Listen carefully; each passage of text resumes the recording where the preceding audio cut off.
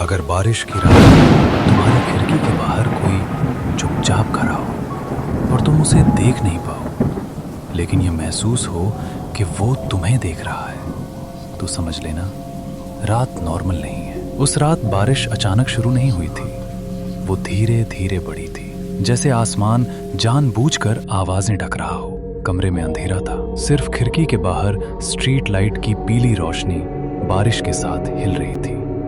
मैं बिस्तर पर बैठा था और खिड़की की तरफ पीठ थी। तभी मुझे महसूस हुआ जैसे कमरे में कोई और भी है।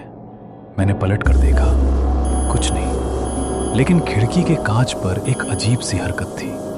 बारिश की बूंदें एक जगह रुक रुक कर गिर रही थी, जैसे कोई चीज रास्ता रोक रही हो।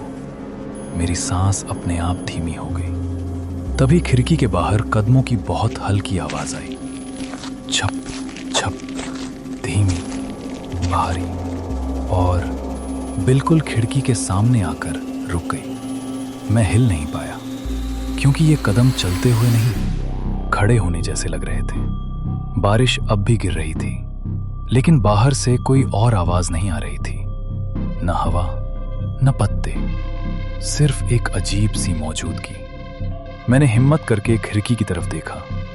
कांच पर सांस की भाप जम रही थी। कोई बहुत पास खड़ा था, इतना पास कि उसका चेहरा कांच से बस कुछ इंच दूर था, लेकिन चेहरा दिखाई नहीं दे रहा था, जैसे बारिश ने जानबूझकर उसे छुपा रखा हो। अचानक कांच पर उंगलियां फिसली, स्क्रर, धीरे, जैसे गिन रहा हो, 1 2 3। मेरे शरीर में ठंड दौड़ गई। मैं पीछे हटने ही वाला था कि खिड़की अपने आप हल्की सी खुल गई।